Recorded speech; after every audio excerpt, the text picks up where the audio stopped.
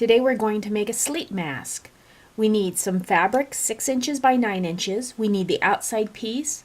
We need a lining piece.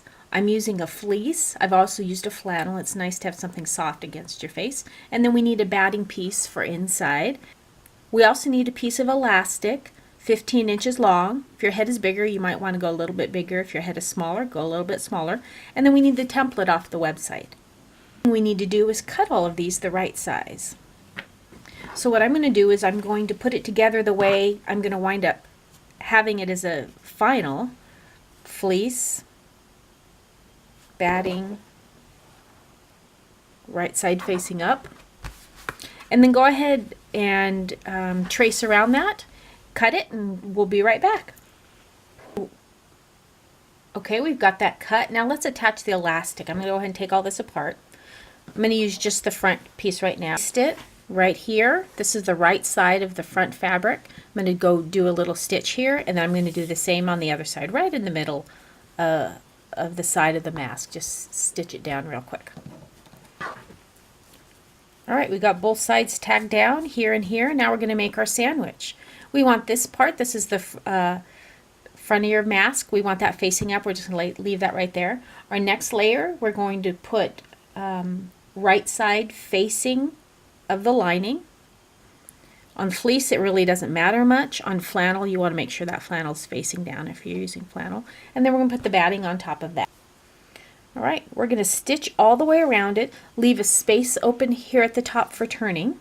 Make sure your elastic stays tucked in there. You don't want that coming loose. We'll be right back.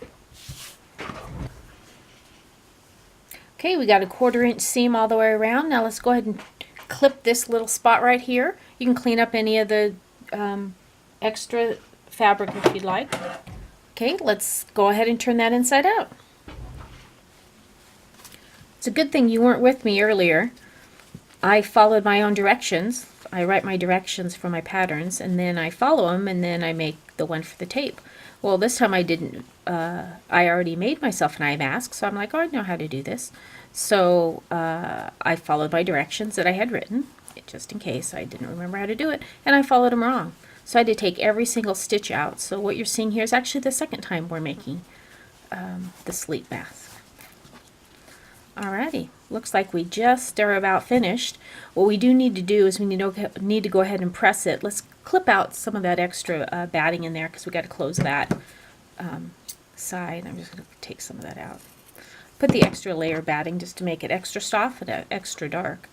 What we're going to do is fold these under about 1/4 of an inch. I'll press it. I can't press on that fleece too long or it'll melt. And we'll get that pressed down, and then we're going to do a top stitch, an 1/8 of an inch top stitch all around it. So we'll be back in just a minute. There we go. We got ourselves a sleep mask, nice and soft on the inside.